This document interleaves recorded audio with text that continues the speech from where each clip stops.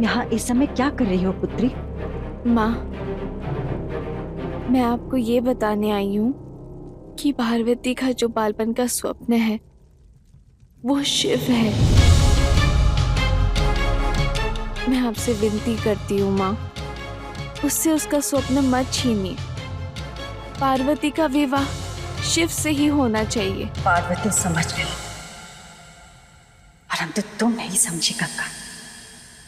तुम अभी भी स्वप्न में पड़ी हो। वास्तविकता को देखो पुत्री। पार्वती जब से कैलाश से लौटी है मुरझा गई है। मेरी हंसती मुस्कुराती पार्वती मौन और स्तब्ध होकर लौटी है। कदाचित तुमने सुना नहीं कि वो विंध्य के राजकुमार के साथ विवाह करने के लिए सच है। यही बोल के गई है वो।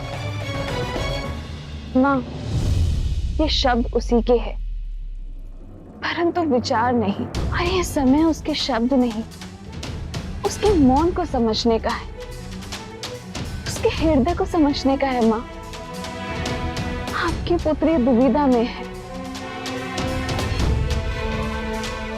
और पिताश्री, आपने तो देखा है ना, वर्षों से उसकी आंखों में केवल शिव के ही स्वप्न है। उसके मन में शिव के प्रति जो भाव है वो कभी किसी से नहीं छिपे हैं। शिव को सजाना, उनकी पूजा करना, उनके लिए जो उसके मन में श्रद्धा है वो केवल और केवल प्रेम है पिताश्री। उसके इस भाव को आप ऐसे अनदेखा नहीं कर सकते पिताश्री।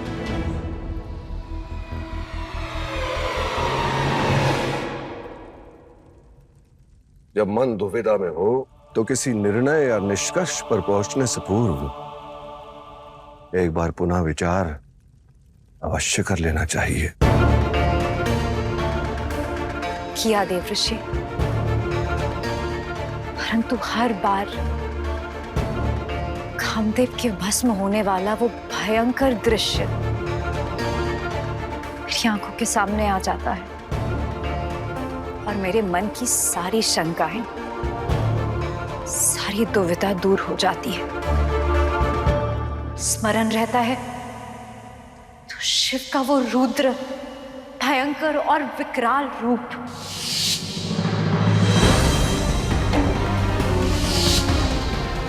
परंतु ये सत्य नहीं है देवी। प्रत्यक्ष को प्रमाण की आवश्यकता नहीं गुरुदेव। कभी कभी जो प्रत्यक्ष दिखे वो पूर्ण तरह से सत्य नहीं होता है देवी। सत्य का एक दूसरा रूप भी होता है। आज शिव का जो आपने रूप देखा वो वैसे है नहीं। नहीं गुरुदेव, आज जो मैंने शिव का रूप देखा वही सत्य है। इससे पूर्व जो मैं शिव को सोचती थी वो असत्य है।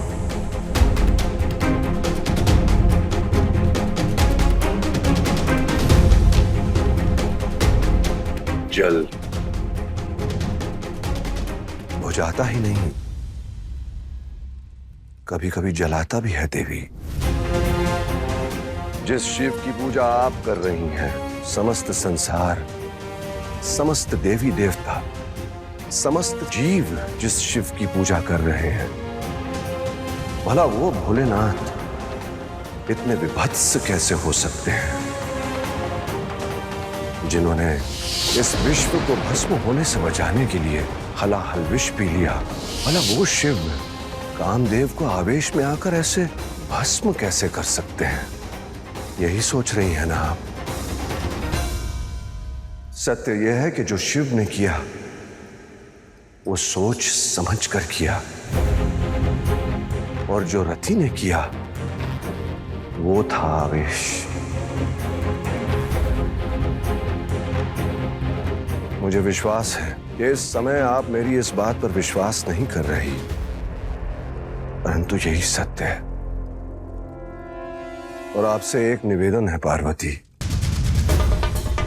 इस एक घटना से प्रभावित होकर बिना सोचे समझे आप अपने जीवन का इतना बड़ा निर्णय मत लीजिए। विवाह का निर्णय जीवन भर निभाना होता है। एक बार आप उस शिवलिंग को देखिए, अपने देवता को देखिए और पुनः सोच समझकर विचार करें।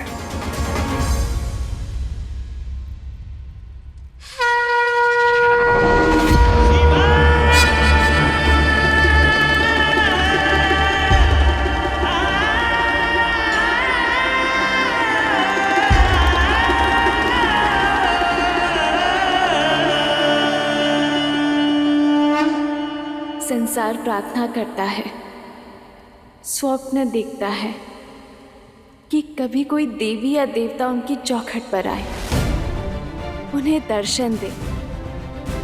परंतु जब से पार्वती ने हमारे यहाँ जन्म लिया है, सभी देवी देवता आए हैं, एक बार नहीं अनेक बार। और माँ, सभी की यही इच्छा है कि शिव का विवाह पार्वती से हो। तो इसका कारण केवल पार्वती की इच्छा नहीं है। मैंने भी स्वप्न देखा था एक बार शिव को पाने का, लेकिन मेरी सहायता करने के लिए कोई नहीं आया। तो कोई तो बात होगी ना माँ। मैं आपसे विनती करती हूँ कि आप सोच समझ कर निर्णय लीजिए। इतनी शीघ्रता ना करें कि बाद में पछताना पड़े। हमने सोच समझ के ही निर्णय लिया है पुत्री। जो अपने क्रोध से किसी को भस्म कर दे, उससे अपनी पुत्री का विवाह करने का अर्थ है अपनी पुत्री के साथ खिलवाड़ करना। देवताओं के कहने पर हम अपनी पुत्री को बलि नहीं चढ़ा सकते। अब तुम्हें स्वयं विचार करना होगा पुत्री।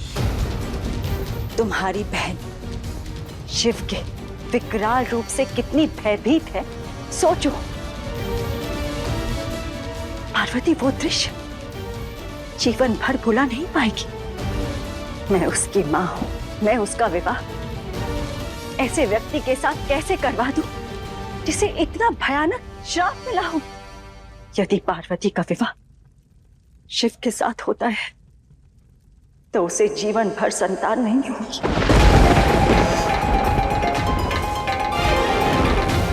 तुम इसका अर्थ जानती हो पुत्री? क्या तुम यही चाहती हो कि तुम्हारी बहन पार्वती शिव से विवाह कर ले और जीवन भर उसे बाण जैसे अपशब्द सुनने पड़े?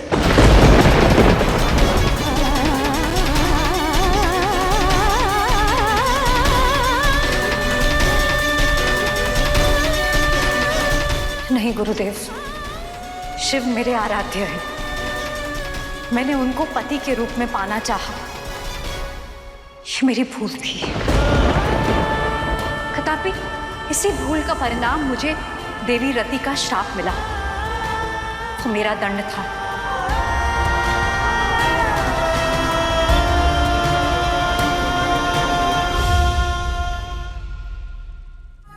हो सकता है मुझसे शिव की भक्ति में कोई भूल हो गई हो और उस भूल का परिणाम मुझे ये दंड मिला है। क्या हो सकता है ये कोई चेतावनी हो कि मुझे शिव से विवाह नहीं करना चाहिए? हाँ देवऋषि, यही सत्य है।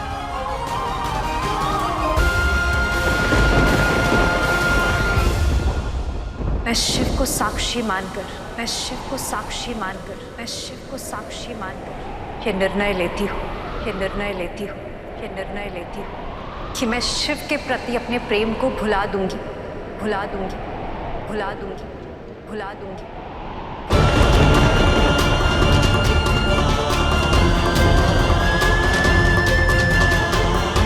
और उनकी भक्ति में लीन हो जाऊंगी।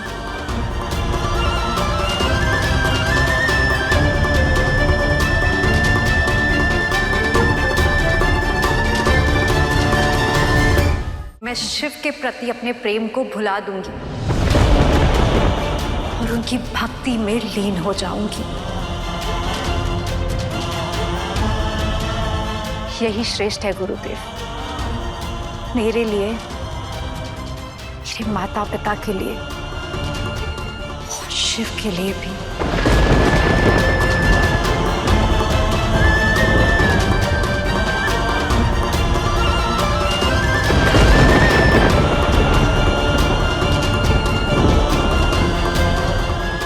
जो आपने देखा वो घटना का एक पक्ष था, और यदि आप इसे नियति की दृष्टि से देखें तो ये पहले से ही निश्चित था।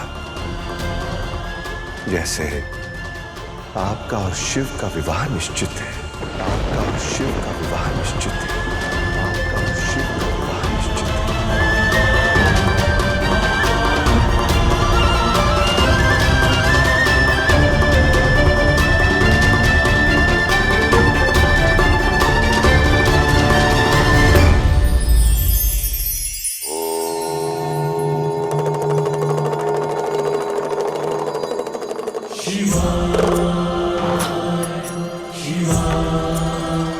वन भ्रमण करते समय कितने सुंदर पुष्प दिखते हैं ना। मन करता है कि सभी को अपने पास ले लें, परंतु उन्हें तोड़ने से कतराते हैं, उनके चारों ओर कांटों को देखकर। परंतु सत्य यह है कि यदि हम पुष्प की सुंदरता को पाना चाहते हैं, उनकी गंध को सहेजना है, तो कांटों को भी अपनाना होगा। यही संबंध सफलता और आलोचना में भी है। यदि सफल होना चाहते हो तो आलोचना से बच नहीं सकते, इसलिए लोग आपके कर्मों पर ध्यान दे रहे हैं, उनका विश्लेषण करना चाहते हैं। तो जब सफलता आएगी तो आलोचना भी साथ ही आएगी, इसलिए आलोचना के स्वागत के लिए सदैव सज्ज रहें।